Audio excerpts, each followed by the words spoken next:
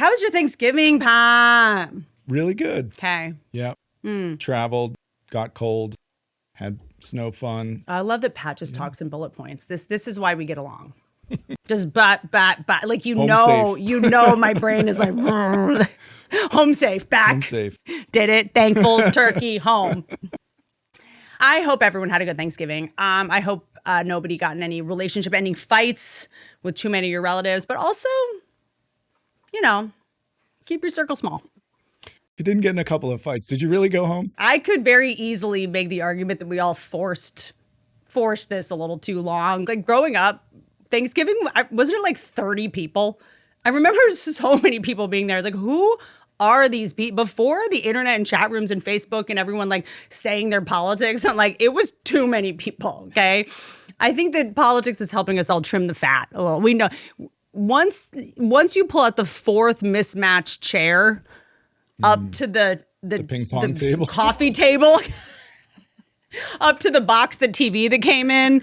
Okay, you might have too many people at your Thanksgiving. Like don't invite somebody to your Thanksgiving and be like, hey, hold on, I'll get a cooler for you to sit on. It's like, can we not have the Vietnam vet sit on your child's toy teepee? Could we maybe put, like, it's too many people, all right? I don't need to sit on your filing cabinet. I'll come back next year. I'll come back, maybe think this through more. My Thanksgiving was good. I had a really good Thanksgiving. It's actually kind of weird. And you know what the trick was? You hosted? It wasn't on Thanksgiving. Boom. Hack. Well, okay. I had it the day after Thanksgiving. Also, what's up with being late to Thanksgiving? 2:30 call time. People rolling at 3:30. Are you? Are you trying to be like cool on Thanksgiving? Just like fashionably late? Like you're wearing orange. You just posted gobble gobble on your Instagram. You're not, that ship sailed. Because I'll tell you one thing. It's 2:30, 2:35. I'm sitting down. If everyone was on time, we can sit whenever. You can sit wherever. If someone is like late, like we're sitting down, we're holding hands in prayer. Because I'm going to make sure you walk in when we are all sitting down. I want you to come in. We will, as my mom used to say, we will sit here. Yay. We got to stop accommodating this behavior.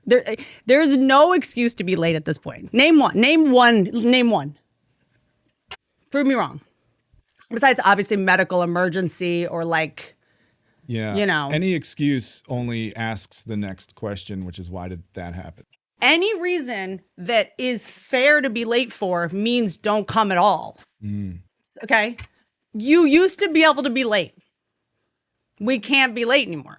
All right? You have an app that tells you if there's traffic, you have an alarm to go off for it. Like there's no reason to be late. Hey, Whitney, I'm sorry. It's just that I need to be the center of attention. I am so sorry I am late. Like and I'll be like, dude, nope, me too.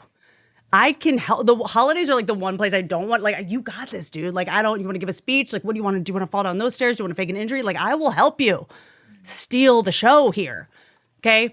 But I just, me. If you know me by now, you know that I don't believe anyone's ever been late by accident. I think it's always on purpose. I think people are late, even it's like subconscious, because it's their way to be a celebrity. Like you get to walk in and everyone's like, like, oh, tell us what happened. What, like, hey. Like no one wants to like bother. Like they're like, oh, someone's late. Like it's like, they're like, like, are you okay? Do you need the bathroom? Like, can I take your things? All of a sudden you have 9 assistants who are like fluttering around you. Tell us. Well, there's traffic. Oh, right. Because we all took choppers here.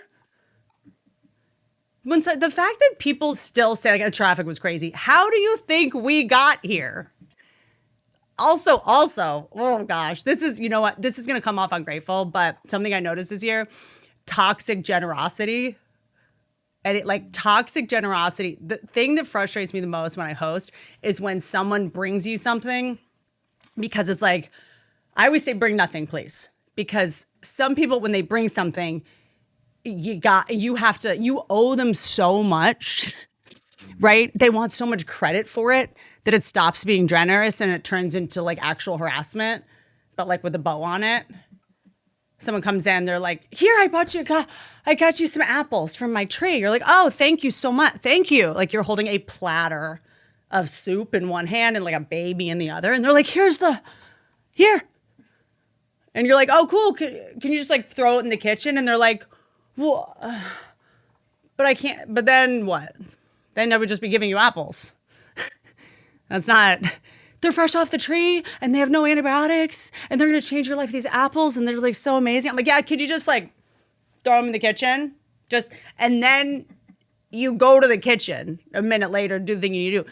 The gift they gave you is like on top of like the water glasses. Like it's like somewhere where you're like, your gift is ruining the day.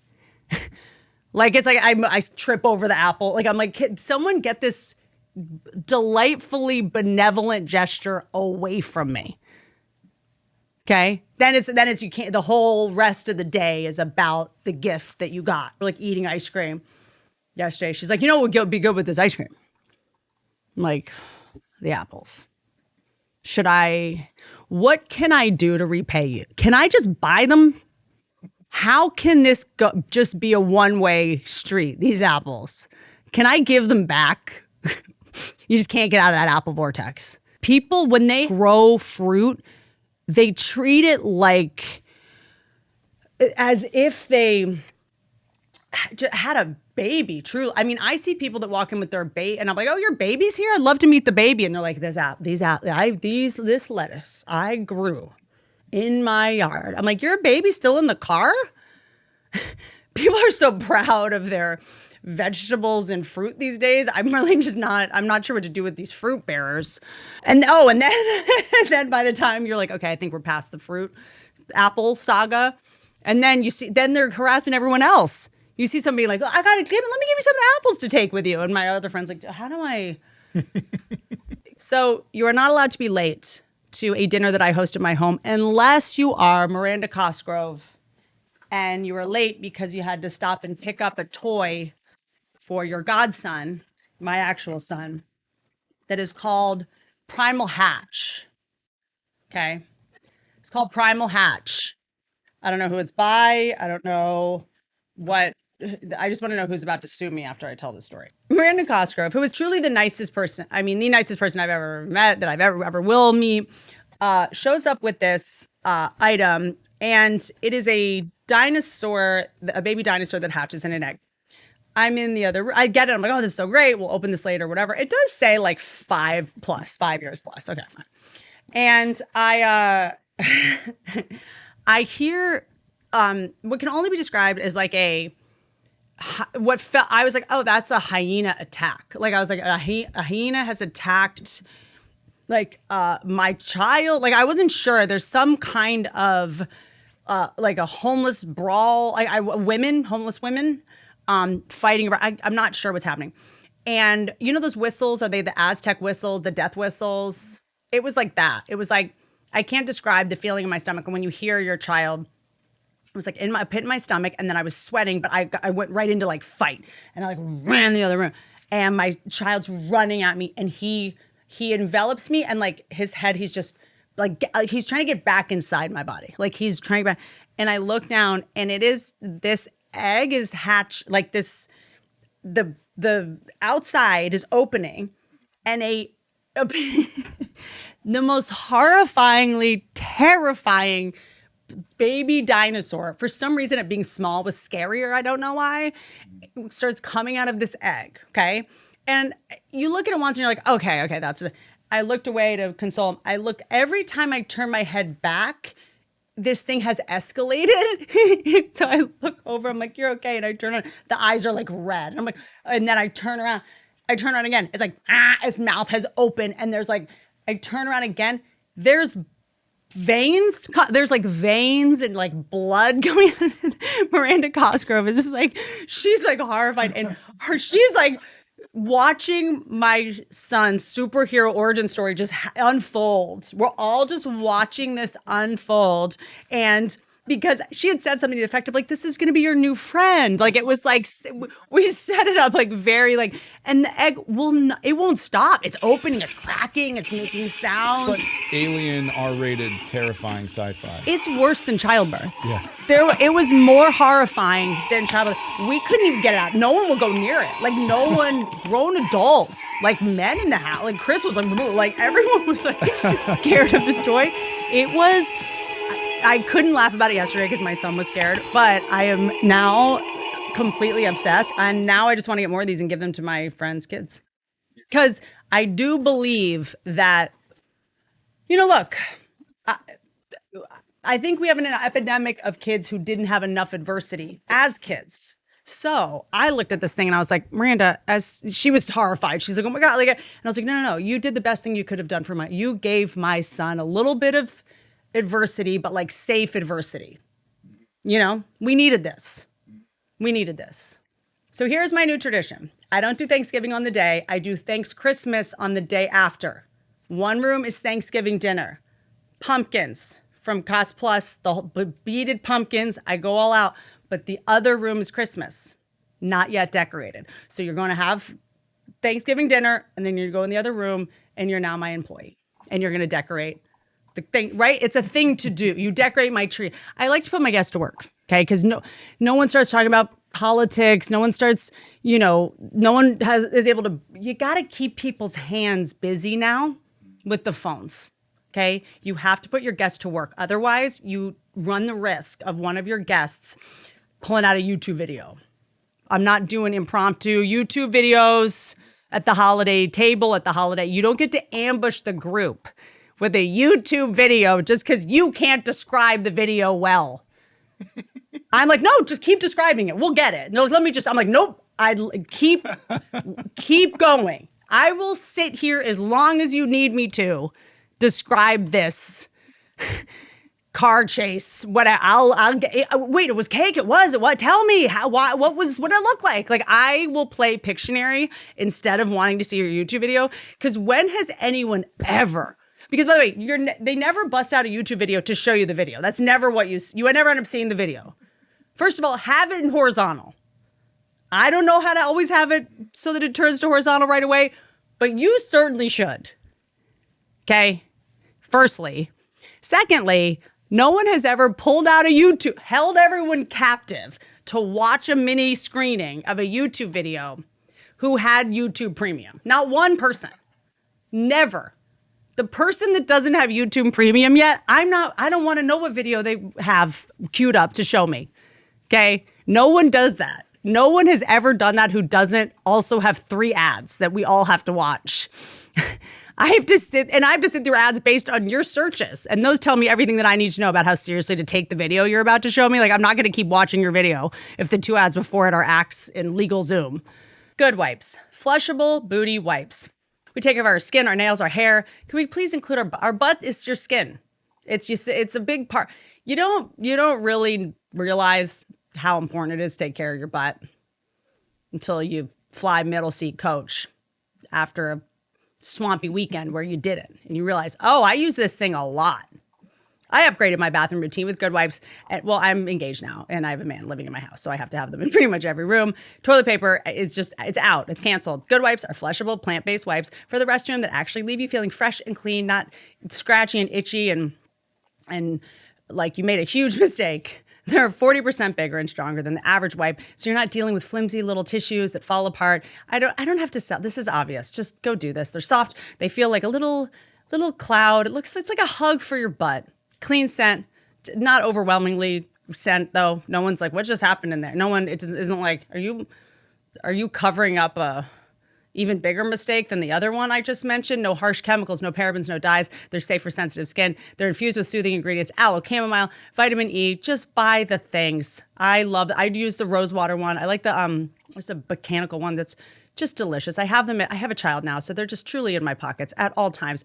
And inside my all the pockets. Here's the best part. Good Wipes is giving away free wipes. You want to try a free pack? Just go try a pack at Target, Walmart, Kroger, or your local store. Then go to goodwipes.com/Whitney. Text them your receipt. You will get reimbursed. Goodwipes.com/Whitney. Get your free wipes. Good Wipes, because butts deserve better. Iris Store. The Iris Store mask is in my luggage because I was just in Atlanta for a month and I was using it there. What does it want me to talk about? The holidays are here, which means a lot of photos are happening, makeup, a lot of pretending we've slept in the last decade. I've been using Iris Store Illumina face mask at home. Yes, I think this is all lovely, whoever wrote this copy. It's different over here.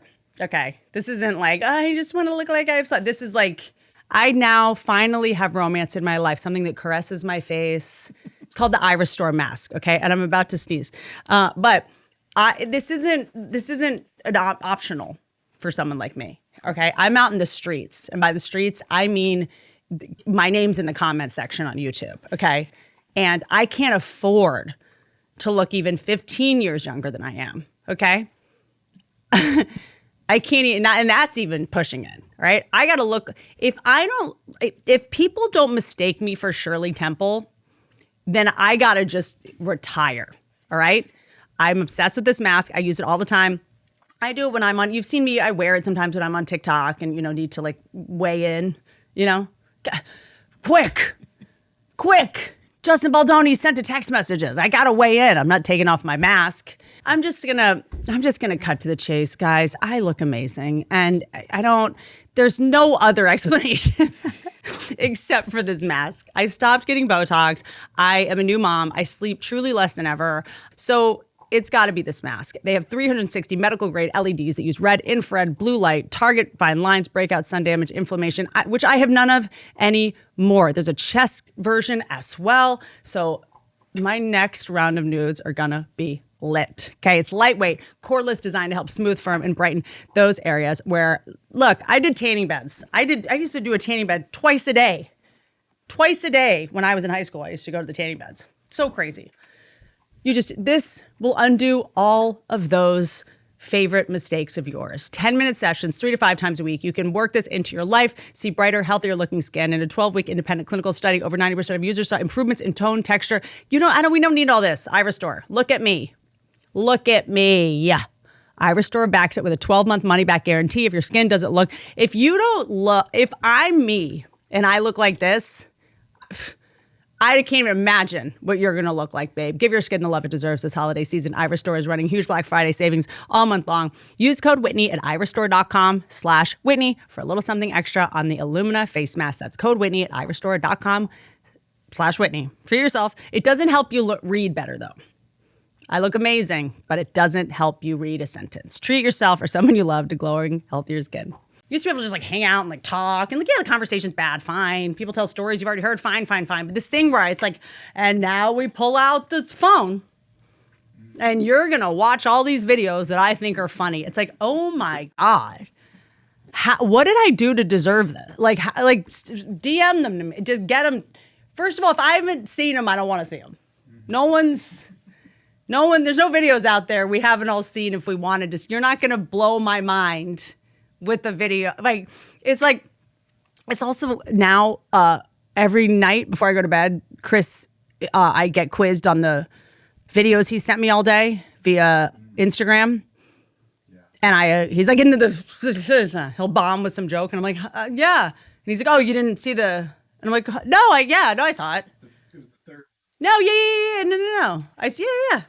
He's like, did you not? And then the only thing worse than having to watch a bunch of videos that my guy sent me that I have to watch, that's like Phil Collins with like the Elmo theme song under it and it matches perfectly for some reason, whatever the thing is, or the goose skateboarding, then if I haven't watched it during the day, these are my options. Watch it during the day and get distracted and be bored. And then because I've watched them, now my algorithm is a wreck. Okay. Or wait till the end of the night next to him in bed where he watches me watch them. That's the best way to do it. It is. What is this new video homework that your person makes you watch? Because it's like you have to have seen all the videos that they've seen or else you're like not compatible anymore. Yeah. It's tricky because I know I need to watch them so that we can continue to know who each other is. Because it used to be like, if you're in a relationship, you go to the same movie together, you watch it. Like, it's so rare that you would consume a lot of media. Like, we're going to go see Zootopia together. We're going to watch whatever movie. Now it's like all day you can both be watching different things and evolve into completely different people away from each other. So I guess I have to be in on his newest personality update or his newest hobby he just discovered and just hope that it's Tori Amos singing a cappella in the 90s or odd couples of animals hunting together. But sometimes it's like people on bikes on doing wheelies. Okay, so I went to the ranch where my horse is, and I like to just be quiet on holidays. I don't know why. I like to do like some kind of software update and just go like, what are holidays for? They're like to reflect. Let me just change me somehow. And I was changed. God, I don't know how to say this, Pat, but I've been chosen by God. Message came through hard. And the antidote is this. Henry and I were at the ranch, and Johnny, his godfather, the best cowboy, gave him a tractor, like a toy like tractor that he can drive. And it wasn't plugged in, so I had to like push him around. Okay. It is a tractor, specifically as a front loader. I'm an expert now in John Deere, which was founded in 1837. Not wild. My first crush was John Deere. I could never find a man in LA who understood how any farm vehicles work. So I just birthed one. I just had to make one for myself. So my son, thankfully, is obsessed with tractors, and he's not 2 yet. I mean, he's gonna be 2 in like a couple weeks, and he's very good at driving. Like, not because I'm not like, my child is so smart. I let him drive my car. You should call child services. He is good at driving for all the wrong reasons. So I'm pushing him on this tractor, and it's like this windy dirt road, and he knows left and right. And I keep saying to him, like, go left. And he's like, not doing it. And I'm like, go right. And he's just, it's not, I'm like, we've learned this. We know this. 3 steps forward, 2 steps back. I can't do this parenting thing if you're not going to, like, you have to do we've been through this. And I kind of was like, what is going on? Like, am I gaslighting myself into believing that my son knows things I don't know? How does parenting work? Like, is he tired? Is he mad? Like, I'm trying to read his cues. Like, I don't know what's happening. Because he's like, keeps going into these like, like ravines, and I'm having to, there's like a delay, right? And because when something like that happens as a parent, like first time parent, you start to go like, wait, he knew this before. Is there something developmentally wrong? Like, did he swallow LA tap water in the bath? And now his brain is like applesauce. What do I do? So then I'm like, we're not doing this anymore. I'm like, if you're not going to have cumulative knowledge, I'm taking my toys and going home. Okay. And then Johnny, his cowboy godfather, comes over and then starts pushing him the same way I was. And all of a sudden, left, right, like no problems. Bing, bing, bing, like going down the zigzags, right? And I'm like, what is he doing? Like, of course my son is sexist. And and I'm like hovering behind them to see what's going on. And when my son would like go towards a ditch, instead of saying go left, Johnny, and he didn't hear what I was doing, he just said steer. Okay? So he was just going steer, Henry, steer. And then Henry would turn left. Steer. And then he would turn right. He wasn't saying go left, go right. He told him what to do, not exactly how to do it. Like, Henry already knows how to go left and right. So he just needed the reminder. He's 2, right? To do something. He just needed like hey, focus. Do the thing you already know how to do. And I realized something about myself, because kids, I mean, they really do hold up a mirror to how annoying you are as a person. Yeah, when they like shut down and you can't control them, you're just like, oh, you've tuned me out. When someone confirms something with me that I already know, like I'm out. Like, I will call the police, because now you're just like stealing my time. Like, I'm not, because then I have to question so many things, right? So if you say to me like, hey, Whitney, make sure to put the microphone faces your mouth. Sure.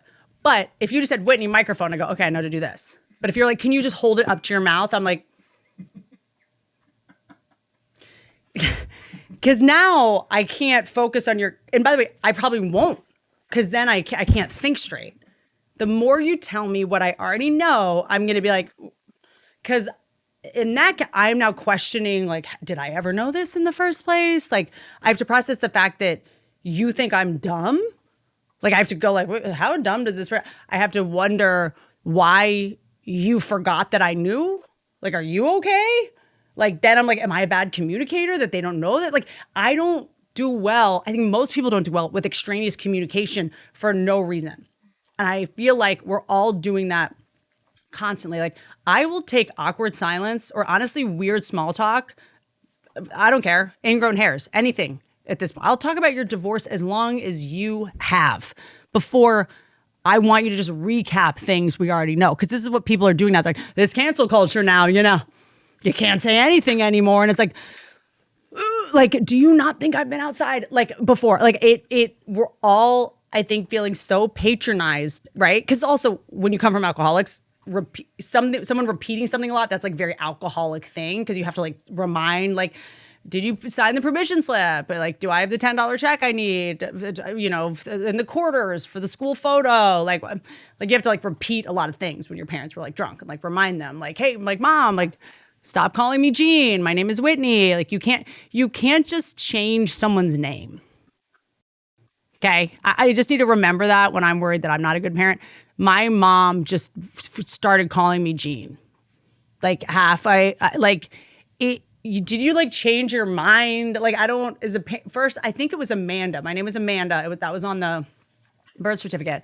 And then they went with Whitney. And then that was like it didn't take. Then my mom just started calling me Jean. I'm like, do you see why I am the way that I am? I was raised by people who could not commit to a reality to save their life. It's like, Jean, like the point is, when I told Henry to do something he was already going to do, he froze. Like, why? Like, are you okay?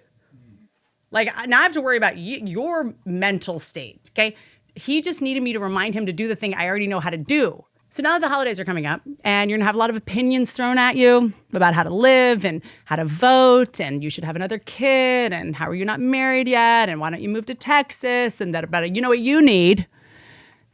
So you're not doing the ice bath? You're dumb. You're a dumb person. What do you mean you're not snorting turmeric? What kind of idiot are you? This medicine plant, you're not doing the medicine that we're currently pretending isn't ruining people's lives? Okay? You know a podcast you should listen to? Look, this charlatan who regurgitates AA quotes pretending it's their idea. It's actually not even the holidays anymore. This is all the time now. All the time. So even better that I have learned how to navigate this and I can help you. I really figured this out. I feel like this holiday season.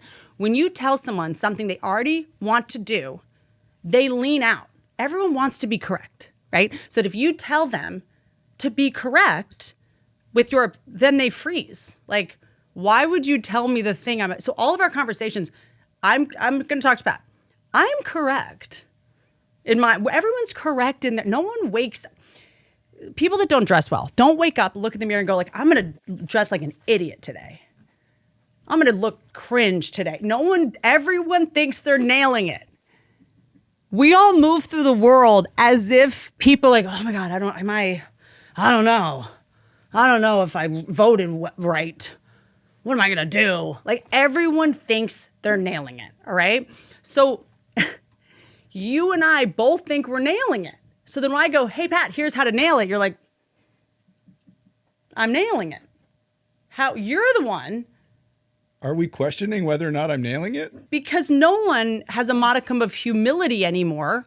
I don't show up to see Pat and go, hey, like, I'm not sure if I'm nailing it or not, but like, this is my thought on that. That's how we used to have conversations, right? Now it's just like, you're an idiot. Everyone's an idiot except me. This is how people walk into holidays. People walk into holidays now like, I have to go give my TED talk to these morons. Like, I cannot believe these morons. I just have to go and teach sociology, psychiatry, astrology,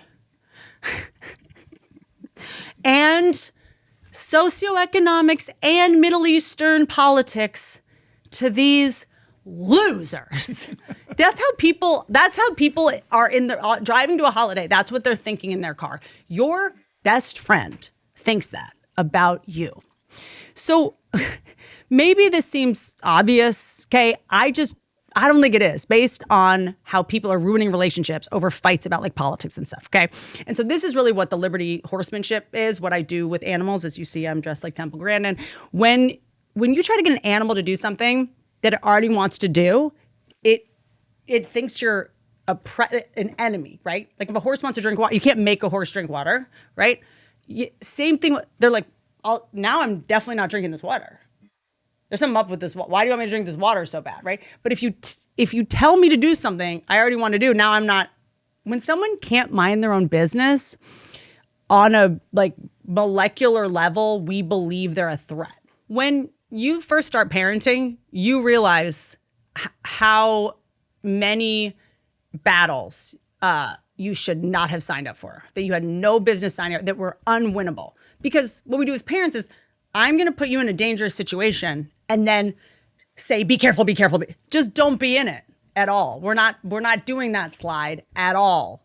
So if I need to go into a conversation with an aunt, an uncle, a relative, a sister, a brother, and if I need to lecture this person how to think and be, we shouldn't be here at all.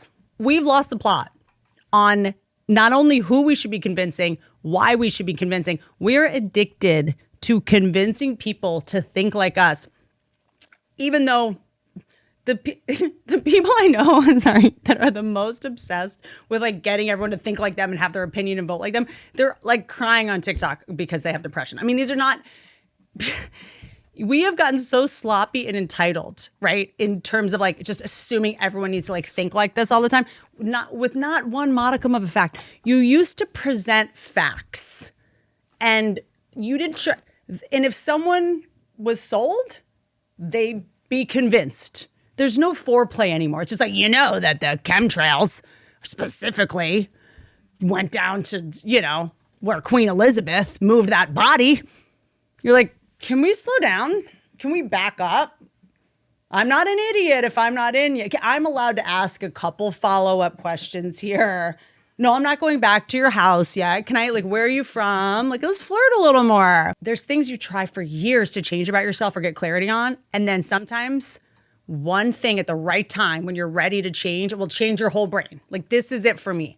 I realized on a cellular level, you cannot get someone to do something by telling them to do it. In fact, when you tell someone they're wrong, they just believe more strongly. When you tell someone what to do or think, they're not being convinced about what you're telling them. All they're thinking about is, why do you need this so bad? What's in it for you? The first reaction is always resistance, right? When you push someone, there's an automatic, an automatic reaction. My default, when someone's like, hey, can I tell you about this? My default is even if this is all true, I'm going to be suspect just because you are pushing it.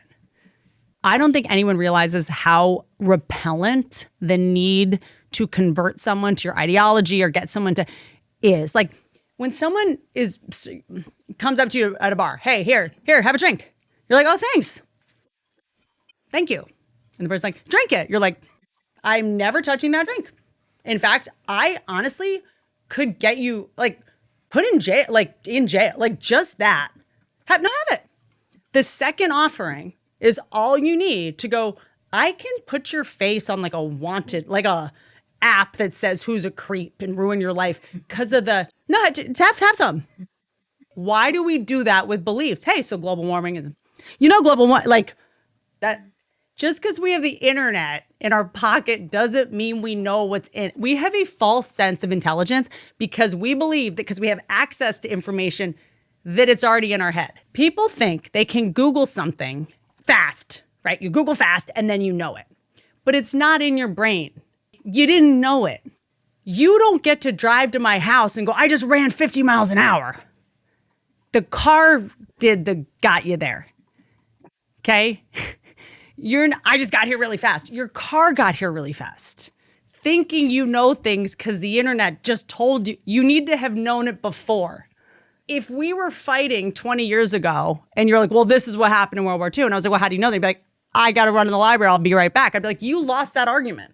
Everyone just wants to be the smartest person in the room, right? Because everyone now can kind of pull it off because you got that machine in your pocket. You can corroborate it. You can kind of whatever. Everyone's scrolling. No one thinks you're smart. Okay? Couple new sort of dynamics going on. I've said it before. I'll say it again. It's 2025. It's almost 2026. Nothing normal will ever happen again. And addendum to that, no one thinks you're smart. No one. People will hear Brett Weinstein or Eric Weinstein on Rogan and be like, this guy, entitled, mansplaining. If you can find someone smarter than those dudes, I would love to get their names.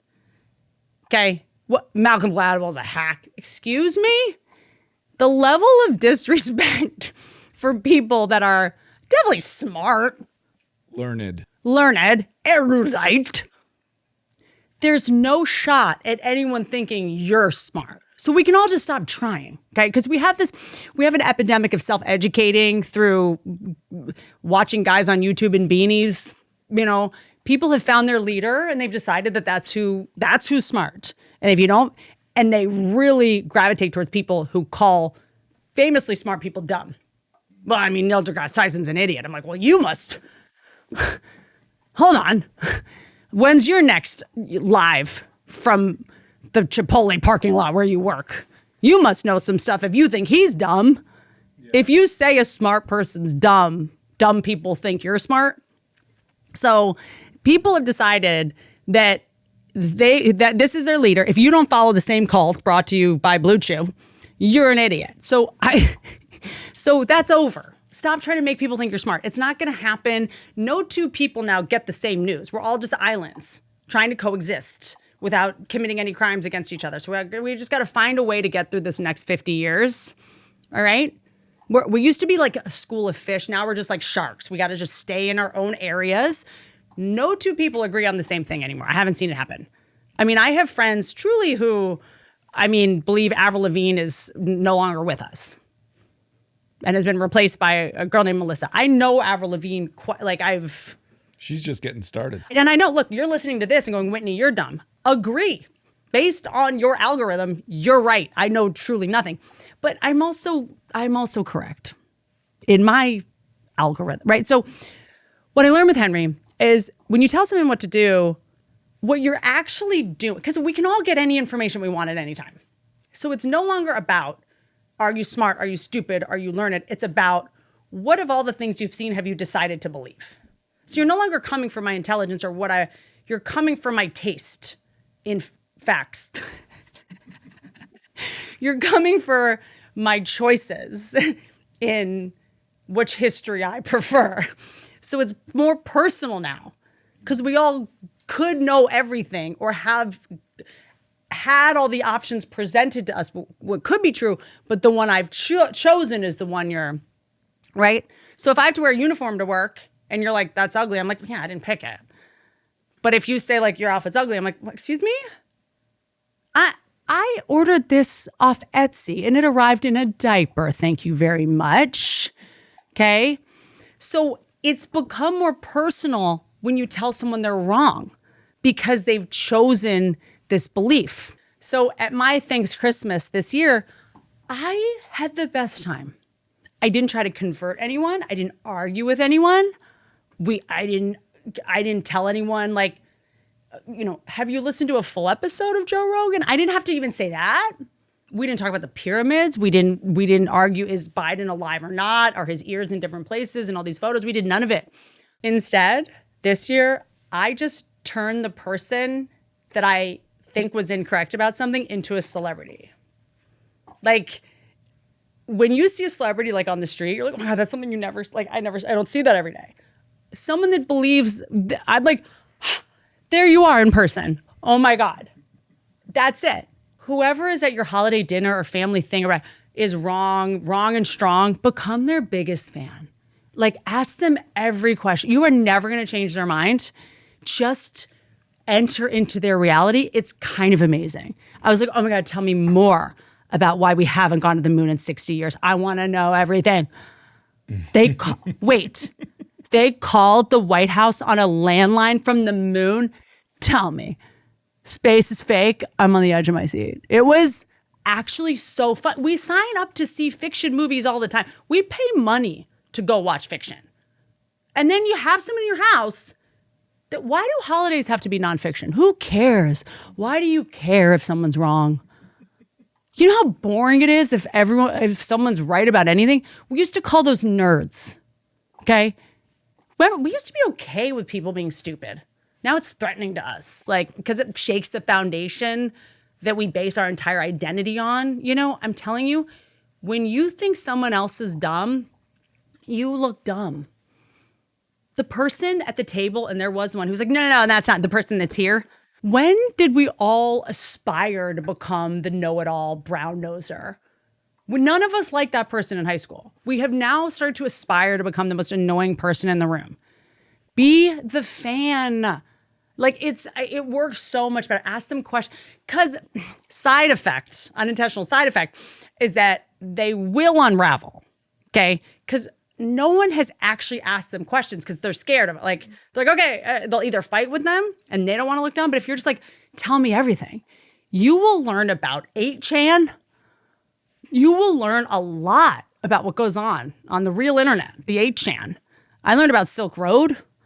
And then if you really want to win a holiday dinner of someone who is lecturing everybody on something they know nothing about, ask them where they read that. I would love to learn more about this. Where did you read it? You can't be sarcastic though. If that doesn't make them completely unravel, then ask them because people that make up fake statistics, there's always that person, and you can't argue that it's not true because they did a 74%, and you're like, how am I going to fact check this? Ooh, that was dirty. That was 74% of Americans actually never. And you're like, no links. Okay. No bit.ly here. Just be like, what is that? Oh my God, what study is that from? What is it? Pew, U of A, B of O, BOA. Help them build the house of cards. And then with one question, watch it collapse. Babble. Look, so many of us say we want to learn a new language. I was talking about this yesterday. I was like, do you know how embarrassing it is that I only know one language? I'm talking about myself. I am so embarrassed that I don't fully know other languages. I have tried, but normally when you try to learn a new language, you go in there and this is ableist. The way you're teaching me this feels discriminatory. I guess 70 to 90% of people, when they start trying to learn a language, they give up. But Babbel is built for normal people learning real world conversations, not just little grids. And I don't know who that was ever for. Babbel's lessons, they're bite-sized, 10 minutes, so they fit into your day when you're waiting in line. If you're running to the bathroom or pretending to answer an email, whatever you people do in your offices, their courses are created by over 200 language experts, actual human beings. Because also that's the other thing is sometimes when you learn a language and you think you know it, like when I learned French, and then you talk to a French person and they're like, what are you saying? I'm like, I would like to pee at the discotheque, horseman. They're like, this is not, where did you learn any of this? Let's not. So they actually make it so that you can have a conversation. It's useful phrases. You can start speaking with more confidence in as little as 3 weeks. So if you have faked your death, if you have a new identity, if you have a secret family, this is a service that you cannot live without, okay? Maybe it's for travel, for family, for work, or you just feel like being a more interesting person at dinner. Babbel gets that people learn differently. You can take interactive lessons, listen to Babbel podcasts, practice speaking out loud, build a custom review right in the app. They also give you personalized learning plans, real-time feedback, and progress tracking. Can it help me speak English? So you actually see how far you've come instead of just guessing. 14 languages to choose from, over 25 million subscriptions sold worldwide, and every course comes with a 20-day money-back guarantee. So special limited-time deal for our listeners. Get up to 60% off your Babbel subscription at babbel.com/Whitney. Babbel.com/Whitney, spelled BABBEL.com/Whitney. Rules and restrictions apply. Okay, so here's the thing. I'm going to say this the only way I know how. You're wrong. Everything you put in your mouth is wrong. Your brain's broken. I'm here to fix this, okay? Row Nutrition, NAD. You know about NAD. You've heard about it, okay? I can't do pills because of, I don't know, it's a genetic gag reflex. This is an ancestral cycle that I'm not going to be the one to break. But I cannot live without NAD. It is I mean, I feel like I have so much energy when I use NAD, but this one, Row Nutrition, I'm not even reading their copy. Okay, I'm a mom, I'm working, I'm planning a wedding. Oh, thanks. Oh my God, you guys Googled me. Thank you. I am planning a wedding. I have a child. There's a lot going on. NAD keeps me alive. Okay, Row has helped me feel like I can actually function. I just squirt it in my mouth every day. What is all this copy saying? So Row is clean, steady energy. It's not buzzy. It's not jittery. You know me. I just quit the caffeine drink that I was drinking that is terrible for you unless they want to sponsor the podcast. This stuff is incredible. Okay. I've tried everything for energy, but I'm sober now. We can't do that anymore, right? I need natural energy. I feel like I'm sharper. My brain works better. I can actually remember things. I recover better. In addition to NAD, I also do glutathione, supports glow, overall wellness. Their creatine, I also do as well because we were finding that is really good for your brain, especially if you are trying to not feel like an elderly raccoon when you work out. If you want to feel like you're a little more alive emotionally, spiritually, on a cellular level, go to rownutrition.com. Use code Whitney for 20% off. That's Whitney at rownutrition.com, and you're going to get 20% off everything. And if you forget the code, welcome to adulthood, but I forgive you.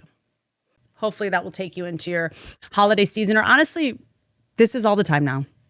Fighting with your relatives is not just for November and December anymore. It's a year-round thing.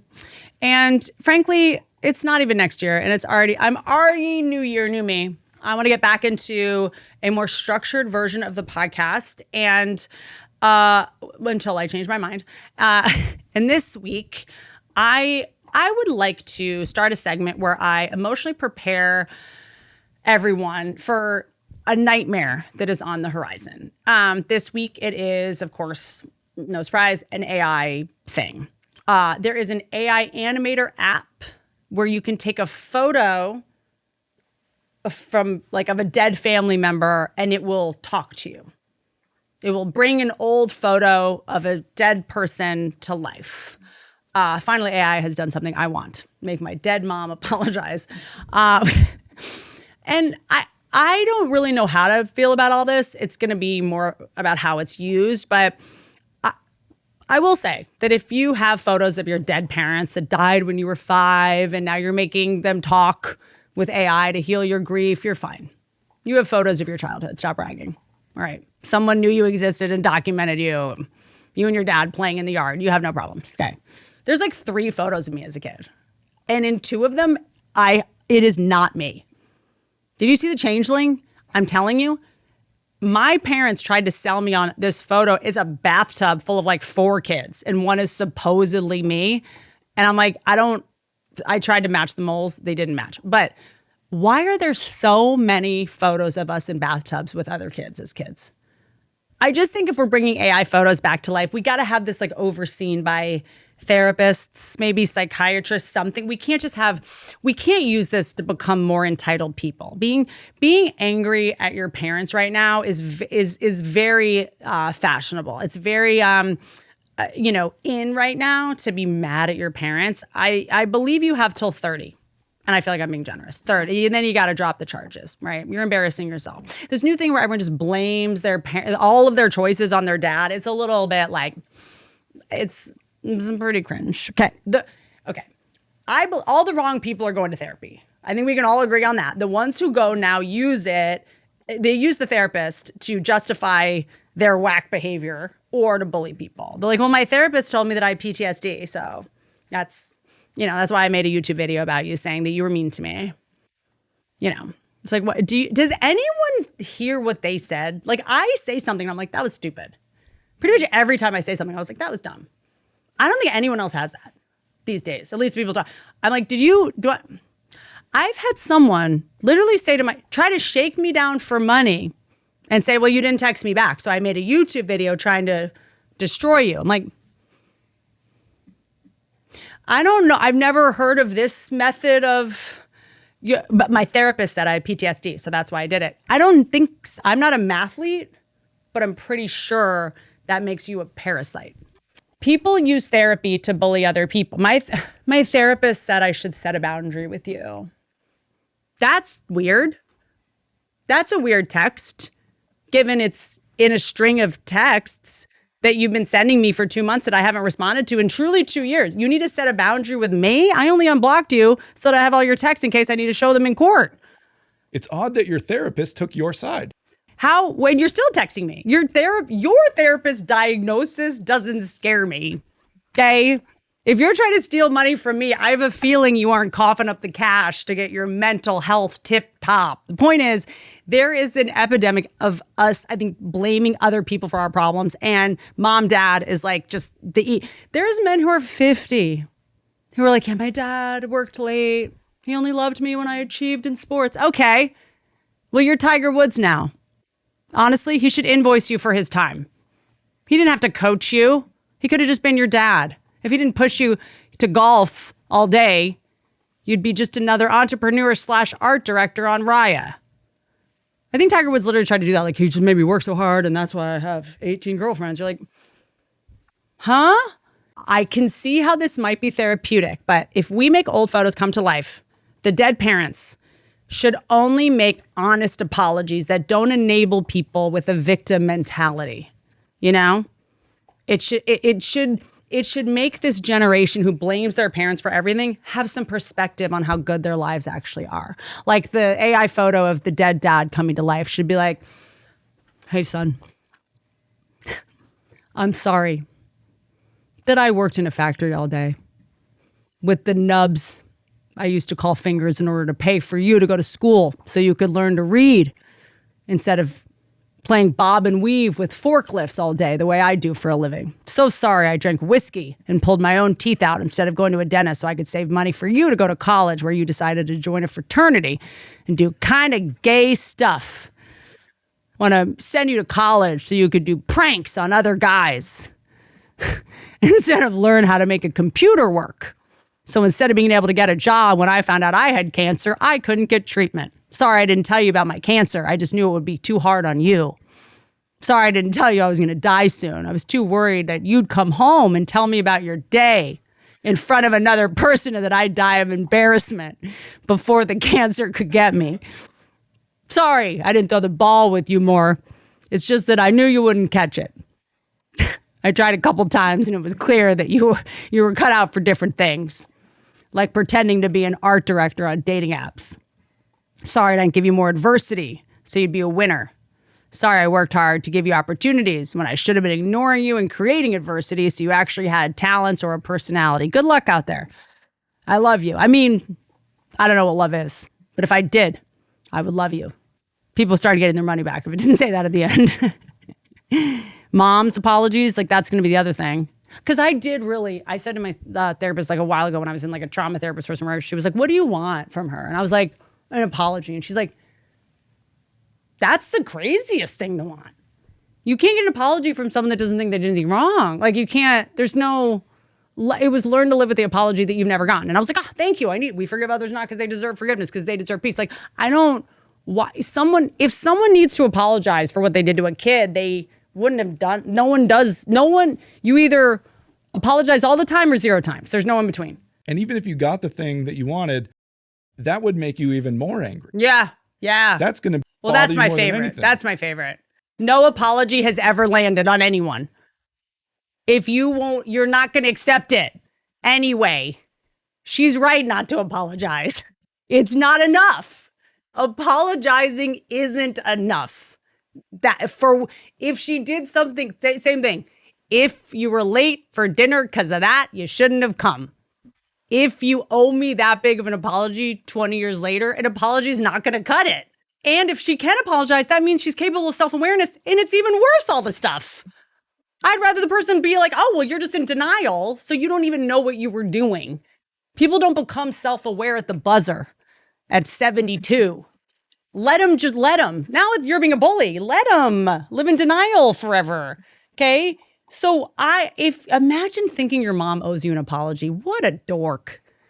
Okay, I've been in Al-Anon for 12 years to overcome codependence from my mom. I had to take care of this woman for 10 years, out of pocket, no insurance, because after she had a stroke and couldn't move.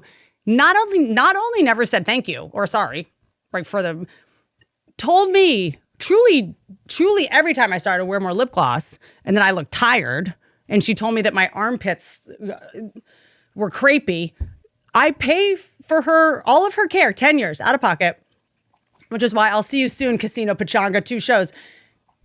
Literally blame my mom for why I performed in Saudi Arabia. If you're mad about that, I will give you the address of her grave if you would like to give a Yelp review. I have every reason to be mad at my mom, but there's a point where you just go like, yeah, you know what? I feel like she kind of nailed it given the circumstances. Like I can look at this differently now. The women of that generation, truly all of their friends died in childbirth. Like they had, my mom's generation had to wear shoulder pads to work. Shoulder pads. Can we just for sure shoulder pads were a prank, right? To make women's heads look smaller. As soon as they enter the workforce and try to like be respected by men, they're just like big guy. Shoulder pads is truly the craziest fashion craze of all time. Women go into the workforce in the 80s. Designers are like, we're late. Look, here we are. Whoa, I'm a big boss lady. Like, what was the logic? Like, they're going into work. They're going to need bigger shoulders. Women were like, yeah, okay, if I guess if I just look like a linebacker at the office, men won't smack our buzz when we walk by to do the same job they're doing. Like, what was the logic of that? Why would you want to try and convince people that women are smart and then be like dress them in a way that makes their head look shrunken? It's a way, it makes women look like a kid who's dressing up in her mom's clothes, like playing dress up to go to like a fake job. Is what in the 80s, they all came in and were like, well, like the 2 long sleeves, like, nah. Just shrunken heads and giant blazers. Like, look at me, I'm doing a meeting in my daddy's blazer. Boss lady here, listen, I need those papers tonight on my desk or you're fired. Like, shoulder pads are even weirder than corsets. Corsets at least had a purpose, like to protect you from stabbings and to make you thinner and probably stop pregnancies. But like shoulder pads were just to make women look like they were dressed up as a man in a man costume. Like just the idea of like, I'm a paralegal and I'm just no one's gonna notice that I'm a lady. It's like in movies in the 90s when a girl wanted to like play football, it was just all they needed were like 2 lines of black on their cheeks. And it was like, oh, come on, bro. It's like, that's not, I'm just saying our moms were messes. The fact that we are alive at all is truly a miracle. And because here's the other thing, when stuff was really touch and go, you weren't there. How do you know? People are like, my mom didn't take care. Now that I have a toddler, I'm like, someone was there. So, I mean, I did get drove to school drunk quite a bit in high school. But honestly, that was probably safer than me driving. Airbags were fixed by that. Like, I did almost die as a kid swallowing a random pill on the floor, and I did almost die catching on fire. Operative word, almost. Okay, a kid is always about to perish. I now know that. And if your parent is at least just playing whack-a-mole with your bad decisions till you're 5 or 6, pretty good. If you got the lawn darts that weren't as sharp because they got off the sale rack, thank your lucky stars. Giraffes have babies and keep walking. Male lions, they try to eat their cubs. When their cubs annoy them, they just try to kill.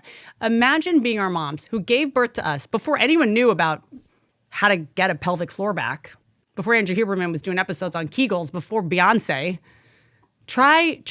You know what? I just think everyone should try blaming yourself for like 2 weeks. Everything, just an experiment and see what happens. It used to be kind of like, oh, cool. Like we put together the pieces that I inherited this ancestral trauma and I got this from my mom. And like, now it's like hacky. Like we know this is like thinking soy milk is good for you. Like we're past this. You're mad at your mom. Okay, cool. Do you also recycle? Cool. At this point, if you're mad at your parents, all you're doing is admitting how bad you are at history. We're past blaming them. We're now on to blaming circumstances they were in and pitying our parents. They did the best they could with the tools they had. We're there now, all right? If you are mad at your parents' behavior, all you're doing is telling people that you're like, oh, cool, so you haven't looked into what happened in the 40s and the 50s to make your parents the way they were? All you're doing is admitting that you have not looked into epigenetic imprinting. You're really admitting that you don't subscribe to my podcast, frankly. But if you really study history and science, I do put history in quotes, but you will quickly realize that no one owes you an apology. No one. You should have known. You should have known. You should have been like, well, of course they're like that. We're now at a point that we should be like, of course they did that. Okay? 2026, everything's your fault.